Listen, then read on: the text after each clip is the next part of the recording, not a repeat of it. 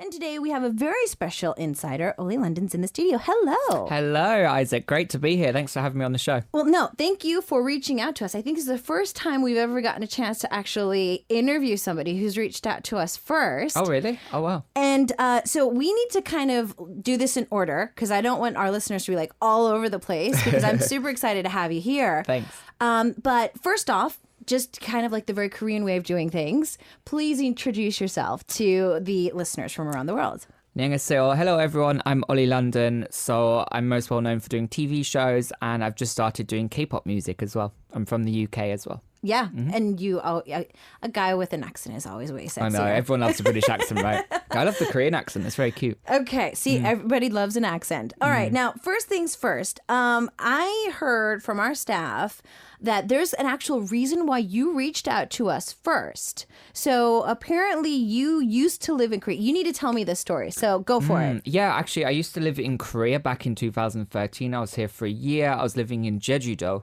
which is literally like paradise. It's so beautiful. And, you know, you have UNESCO World Heritage Sites. It's just breathtaking. So I lived in Jeju-si and I worked in a countryside school doing like after-school English teaching. And I just fell in love with Korea. I mean, everything about it. The people are just so kind here. And, you know, since that time, I fell in love. And that's when I actually fell in love with K-pop. You know, I was watching Arirang every day and seeing all the K-pop stars and BTS and everything. And I just fell in love with everything about Korea, from the culture to the people to the food. You know, everything about Korea for me is just amazing. Okay, so that's how you were introduced to us because of our FM channels and everything on Jeju Island. I used to listen, I used to watch the TV show every day. So because it was great for me because it was in English, but then there were the Korean pop stars performing and talking and stuff. So it was a great introduction for me into K-pop and everything. So thanks to everyone. 파트장님, you heard right. All right, we have an actual living proof that all of our hard work is doing well and all of our broadcast is doing well too. Okay. And so obviously the biggest question, and I ask all of my artists that are from the States, I get asked this question a bazillion times every time I meet somebody new in Korea. What initially brought you to Korea for the first time back in 2013? It was quite random, actually, because I've worked abroad in multiple countries and I was thinking, okay, I want to try somewhere in Asia, and I'm very much interested in history. Okay. I'm very much interested in Korean history. So I was on Google one day, I was looking at things abroad and like Korea came up. I was like, wow. Never been to Korea. I'm fascinated by the history. Maybe I should check it out. And it was quite a long application process. But once I arrived here, I was literally, first of all, I got here in the winter. It was -10. So it was a bit of a shock. But a little bit of a shock. I mean, I'm so used to cold weather because I'm from the UK. It's always cold, always raining. But yeah, so that's how I found it. I just random Google search one day and a job in Korea came up teaching. And I was thinking, wow, that's a great opportunity to learn about Korean culture and, you know, interesting. Okay. Wow. So that all started then. But you only were here for a year, you said. And so you went back. So what happened after you went back? So that whole life-changing thing, because we were just talking with a few other people that Korea tends to be a very like big black hole. It kind of sucks you in with everything and the conveniences and everything here. So to be able to rip your way out of the paradise of Jeju Island and going back, like what happened? Like what happened in those years until now? Well, you know, it was really hard leaving Korea for the first time. Obviously, I was happy to see my family and, you know, be back in the UK because I missed some of my English foods. But it was very hard to adjust back to life. I mean, you know, Korea, just everything is fantastic. Everything's 24 hours. You've got such a variety of, you know, activities to do here. You've got beautiful mountains. You've got so many places to visit, especially in Jeju. It was literally so much to do, so many museums. So it was really tough. So in those 6 years, I was, you know, working in London. I was working in fashion. So I was a stylist and personal shopper, then managing some luxury brands, working like with women, like celebrities and stuff, dressing them for events and helping them, you know, get outfits for like red carpets and stuff. And then I was doing that for a while, and I just I couldn't stop thinking about Korea. Like everywhere I go in London, I go to Korean restaurants, Korean shops. I've got Korean friends, so everything I do in London is always about Korea. And I'm like, I was just waiting for the right time to come back. Okay. And finally, I'm back now for a couple of months, and I'm going to be back again this year. And my dream is to live in Korea and be a Korean citizen. Okay. Oh, wow. Do you even change the citizenship? Okay. Yeah. All right. So while you were there, you were like working on a lot of different things. Now, obviously, you made headlines because of a lot of different reasons. One thing, though, is that we have in common is that we share a same bias. Oh, Jimin? Yeah, Wow. so Jimin's my bias too, and it Yay. looks like that you also have Jimin as your bias. So your start and introduction in like K-pop, obviously, when you were here, you heard it every single day, pretty much, because we play it here. You got a chance to see a lot of it on Arirang. But like to be exposed to it and then also to fall in love with it is a very different thing. So out of all of the amazing teams, why was it BTS? Well, it was, at the time I was literally watching K-pop shows every day. I was on YouTube listening to K-pop everywhere. I went, I would hear K-pop songs and stuff. And, I fell in love with a lot of artists like BAP, who else back in the day? 21, Big Bang, Boa. So I just started to fall in love with so many different artists, Miss A, Rania, lots of K-pop artists. But then, BTS debuted and I was like, wow, these guys are different. They had, back then, it was more of a hip-hop vibe. It was. Their style as well was very different. It was very kind of gothic and more of a dark bad boy vibe. Now they've obviously changed. Now they're like kind of got like an angelic vibe, godly vibe.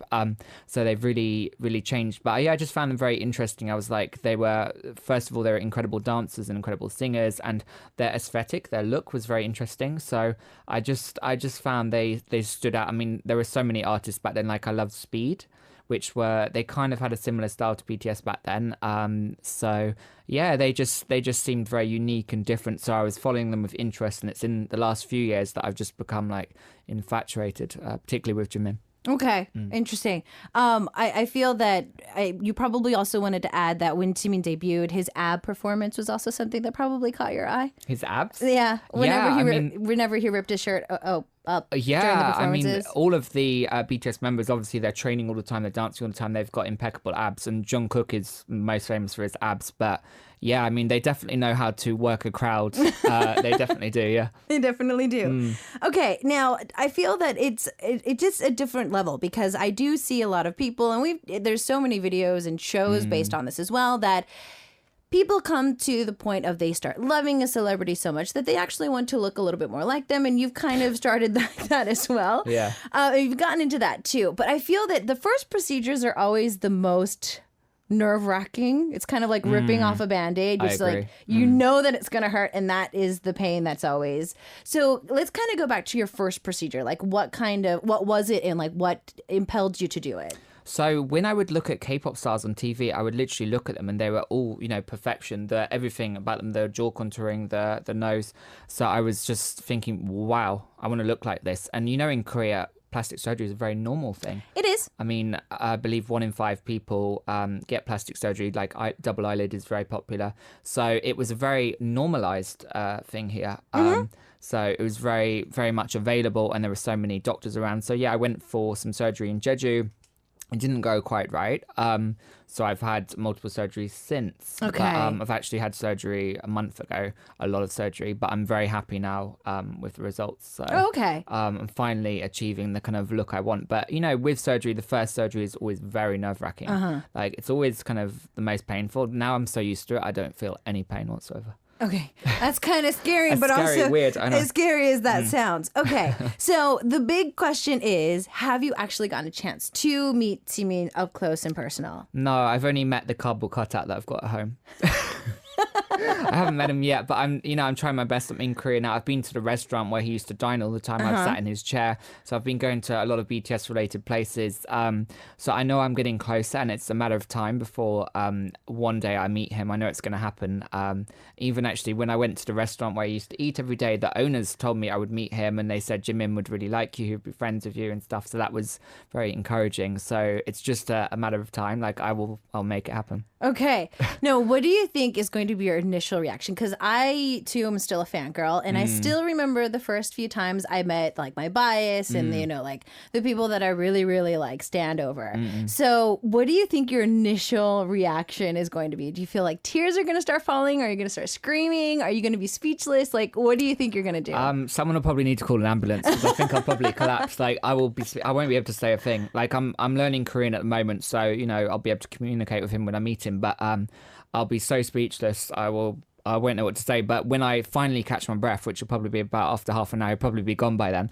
I will just be like, Jimin, you've had such an impact on so many people around the world. You've really changed millions of people's lives, which is true because, BTS and K-pop stars in general have a very positive, feel-good message, and a lot of people listen to their music and find solace in it when, maybe they're having a bad time. And BTS, they're always so happy, always so motivated. So I would just, thank Jimin and the BTS members for what they do for all the millions of fans around the world, and how much happiness and how much they've changed my life and changed the lives of many. Okay, well, so there's some good news that, Taemin's really working on his English right now because he feels that RM is so burdened every time they go overseas. Yeah, every time. I think it'll be a fun and different passes of conversation and words between the two of you. Watch, he speaks English and you speak Korean. I think that's probably how it's going to play out. So the procedures that you've been talking about up until now, just to kind of sum it up, not to go into it too deeply, because I feel that in a lot of other places you have talked about it a lot. But just, because it's not cheap to go under the knife. And especially if you've done it once and you're not happy with it, and if you have to go back under it again, I hear that that's even more painful and more work that has to be done. So like in total up until now, if you don't mind me asking, how much did it well, it's hard to get the exact total, but it's between $100,000 to $150,000.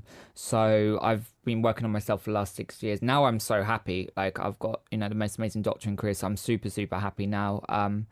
But yeah, it's between $100,000 to $150,000. So just here and there, just bits and pieces of just right, new nose here and there. Like actually, I pretty much get a new nose every year, but now I'm super happy. Okay. So this should be the last one. Okay. Before it falls off. All right. Well, we are kind of fangirling and fanboying over BTS at the same time today, and actually, you chose one of my favorite songs too as your request for today. But I do want you to introduce it because it was your song request. So why did you choose this song? This song, for me, has a lot of meaning because when you translate the lyrics of the song into English, it's about BTS's journey from the tough days they had, the tough times when they struggled. They were working so hard, they never thought they would make it. And then the chorus is all about, they're flying all over the world, going to all these different cities. They finally made it, but they're still remaining humble. They don't forget who they are. They don't forget how they got where they are.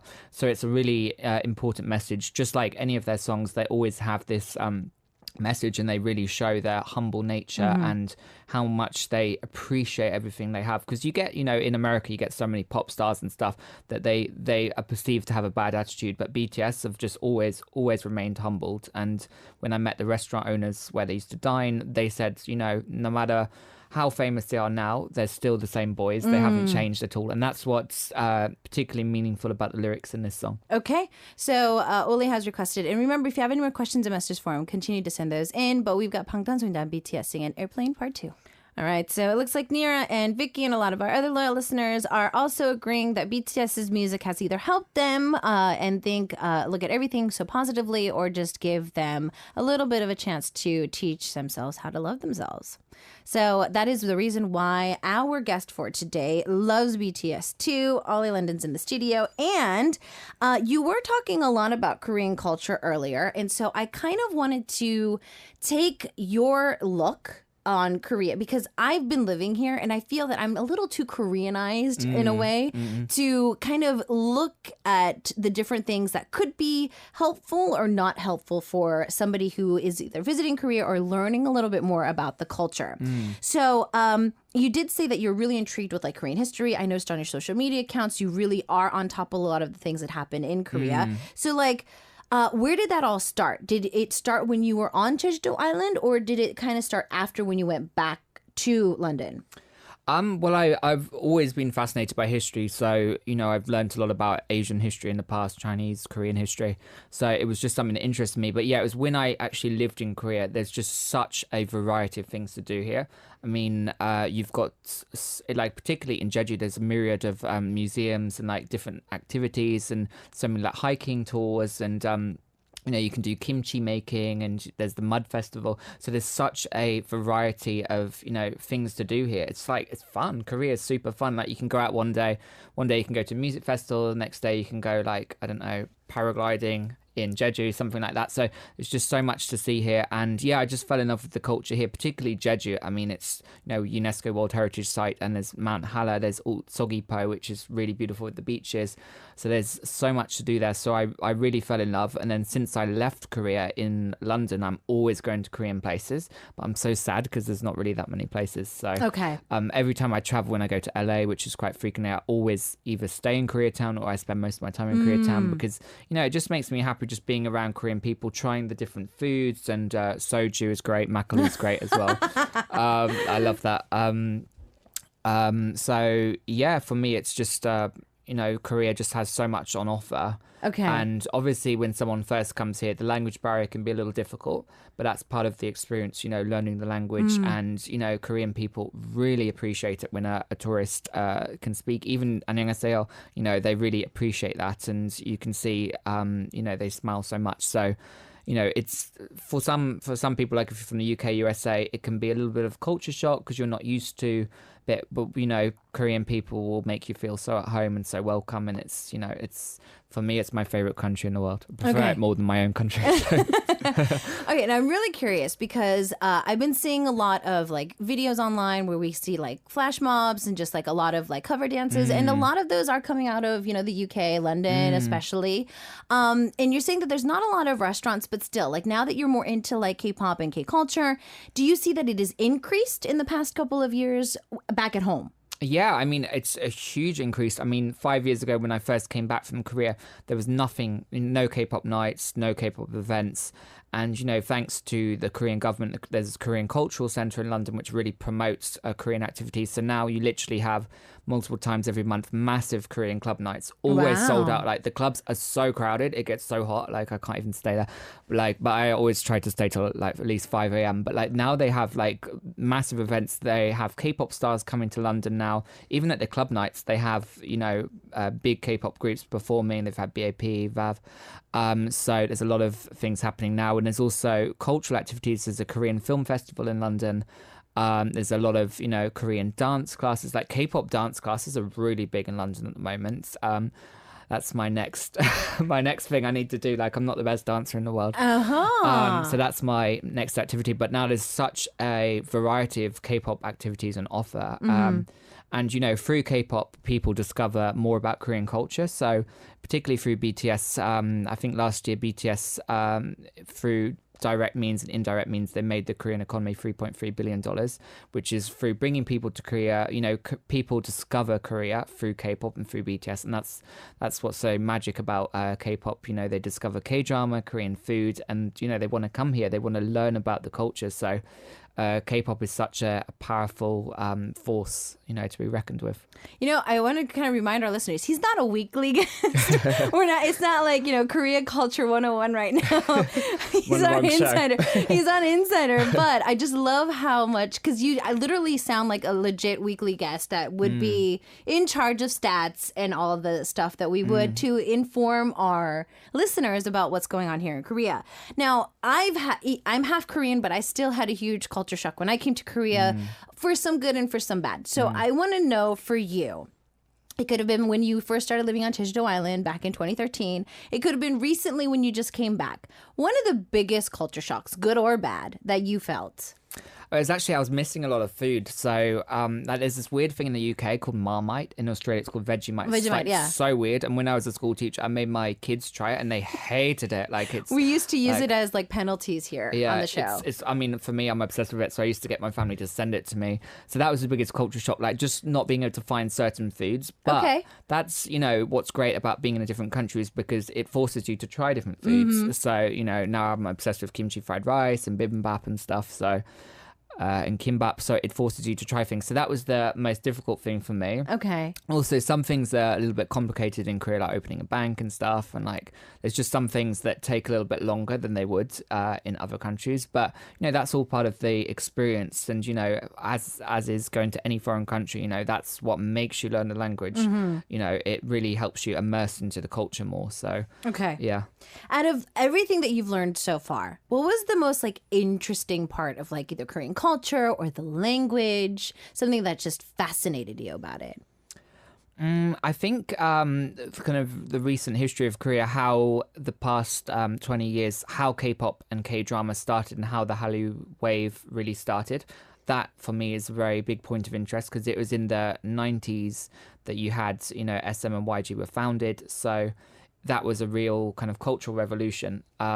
So I think, Korean people are so just so incredible, and they're always adapting, and how they basically from 1990 until now, how they've conquered the world through Korean cultural music, drama, and stuff. So I find particularly the 90s, that was a real pivotal point in Korea. And then you had the 2000s where you had the Wonder Girls. They came out with Nobody, so you had that English song breaking into the American market. Look at you! You literally, I'm an expert on Korean. You literally sound like a weekly guest of Korean Heritage 101. I love this. Okay, now when you first came to Korea, whether it be when you first started living on Jeju Island, or maybe when you first met your first Korean, first impressions of just like Koreans in general. I mean, they're very shy people, actually. I find with Koreans, like, of course, the younger generations, they all study English very well, particularly the grammar, but they're so shy. Like, I think Korean people are often afraid of making a mistake. It's about losing face. So, that's why it's important to try, say a few words, and it breaks down their language barrier. But yeah, I just found they were very shy. But despite the language barrier, no matter what, they were so helpful. Like, if you ask them to help you get a taxi, even though they can't really understand you, they will do their best to help you. Okay. So that was what really struck me, just the kindness. I mean, I've been to 25 different countries, but Korean people for me are the most friendly, most welcoming, and kindest people I've ever met. Nice. Okay. Now, obviously, and this is also to help our listeners, because a lot of our listeners are now coming to Korea to see their favorite celebrities. They're staying at homestays. They're staying at, hostels and a lot of other things. So still to this day, what is at least one thing that is kind of like an FYI, you need to know, heads up, anybody who doesn't speak the language, this could be uncomfortable, or you need to kind of prepare? I mean, just be prepared for spicy food. Kimchi, at first, I really didn't like kimchi. Now, I love it. It's people have kimchi for breakfast here and stuff. So I think the food is probably the biggest culture shock if you're not used to Korean food, because it's pretty spicy. There's some unusual dishes as well. So yeah, just but be prepared to try new things. That's the important thing about visiting a country. Okay. That's, I think, the biggest culture shock, the food. The food was. Okay. But now I love it. Okay, but now, yeah, I think it does take some getting used to. Especially kimchi. It's an acquired taste. It is. A bit like Marmite. Yeah, I think it is. It is. We're going to take another quick song break, and then we're going to come back. So if you have any more questions and messages for Oli, send those in. But we've got FX telling us how hot this summer is with Hot Summer. Okay, so we've got a lot of fun questions in for our insider for today. Oli London's in the studio. And first one is from Fanny. This is a simple yet very difficult question. If you could listen to only one song for the rest of your life, oh my God, which one would it be and why? I can never answer these questions. That's a tough one. Right? Yeah. I can never answer these questions. So whenever I ask them to our guest, I feel bad because I'm so curious as well, but I know how challenging of a question this is. So still, you have to answer. Well, it would obviously be BTS. But out of all the BTS songs. Probably Aeroplane. That's my favourite song, Aeroplane Part 2. And I love Mic Drop with the Steve Aoki remix, but it's such a fast song. So if I could only listen to one song my whole life, I'd listen to a slightly slower song. So Aeroplane Part 2, yeah, it's a tough one though. Oh yeah, it is a tough one. Okay, the next one is Red from Canada was asking, what is your comforting soul food? The one food that will comfort you on any day. It's I don't know, chips, French fries. I'm vegetarian, but I love French fries. That's my number one thing. Loads of ketchup. Okay. So no matter what country I go to, of course I try the local food, but French fries is always my number one priority. Sounds good. Okay, Vicky was asking, I think, a very important question. Isak, does Oli have BTS World on his phone? Does he play the game or just listen to their music? I haven't played it yet, but I've downloaded the music. So the new song with Zara Larsson. Okay. And then they've just released another song as well. So I'm listening to the music. I haven't played it yet because I never have free time to play games. But definitely it's on my to-do list because I know you can like manage the band and everything, and it's a good way to get to know more about them and stuff. Okay. All right. So yeah, Vicky, he has it, but he hasn't played it yet. I'll get it soon, yeah. And we might get a review about it on his social media account, so go check that out. Sunny from the USA was asking, what's the best compliment you want to hear from your audience? I just want people to see that obviously people have a perception of me, but I want to see people that for people to see that, I have a strong interest in Korea and Korean culture. And, my number one goal is just to help BTS, help K-pop and Korean culture spread around the world. Because for me, it changed my life in such a positive way. So I want to be able to share everything about Korea with other people. So okay. All right. Now this is we're gonna go way back. So Nissi from Turkey is saying, what was your ultimate childhood dream? Because mine was to be a doctor and I'm nowhere close to that. So what was your dream? What was it when you were a child? Well, I had two dreams. So one was to be a paleontologist, which is someone that digs up dinosaurs. So I used to be obsessed with Jurassic Park, and I used to collect so many fossils. I still have some very special dinosaur fossils and teeth. So that was my dream until I was about 12, 13. Then I was thinking, okay, I need to do something that's a bit more realistic. Why? That's realistic. You have to study the studying. Tough physical work, like being in the deserts and stuff. So then I changed. I wanted to be an actor. So I used to do like drama classes up until college and stuff. And then I was like, thought again, it's not really realistic. So then I kind of just did so many different things. I did charity products in Ethiopia and America, and then I came to Korea. Then I did the fashion, personal shopping and stuff. And then I kind of just fell into what I'm doing now, which is, spreading K-pop and doing my best to try and help BTS. So yeah, like I said, we come a long way from a lot of the dreams that we had when we were kids.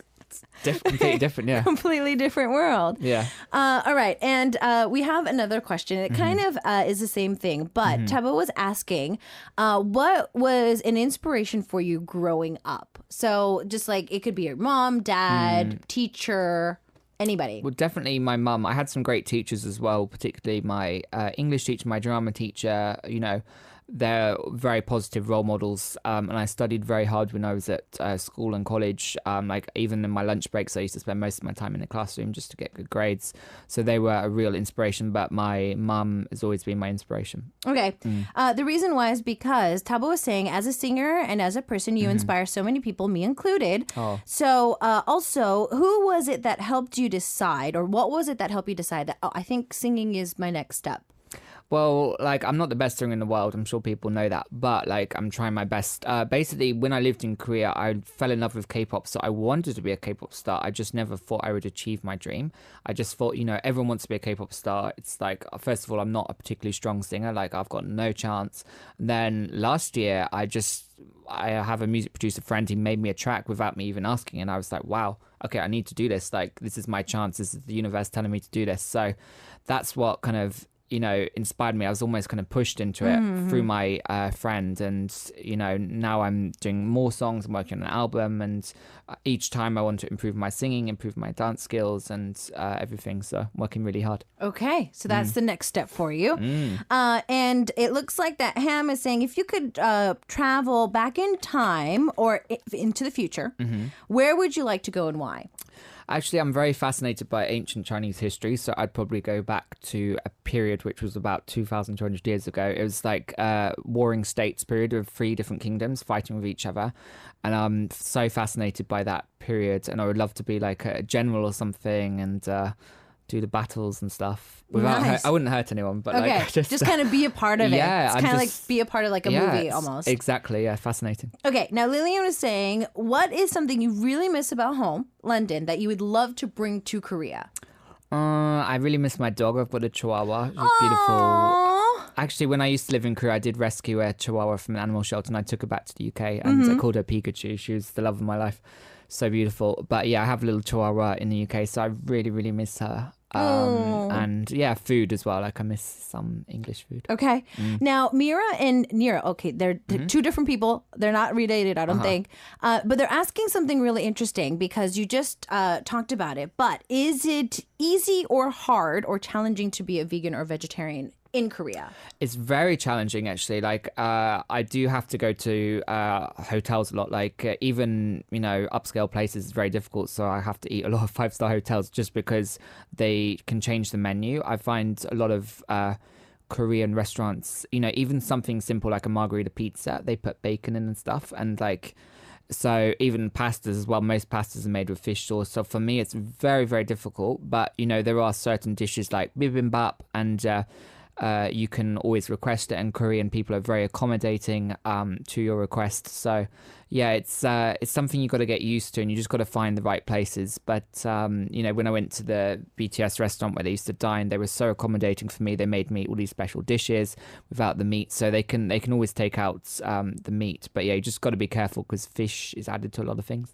Yeah, so it depends on what kind of vegetarian you are, because I've been told by some of the friends that I have that if they don't eat meat and fish, it's really hard to find stuff because if it's not, most of the broths are made with some type of fish or meat, and so that's where they always end up kind of having to kind of. It's tough. It's better to go with a Korean friend to a restaurant just so you don't make the mistake. Because the first time I came to Korea, it was the first night I was here. I was so tired, so hungry, and I accidentally ate like a little dish, like a side dish, like little fish. I thought it was like bean sprouts, and then I ate it. I was like, ugh. Okay. Literally, I threw up. But, so it's best if you go to initially with a Korean friend and they can help you find the right dish. Okay, sounds good. So there is some exciting news because it's actually, unfortunately, already time for us to say goodbye.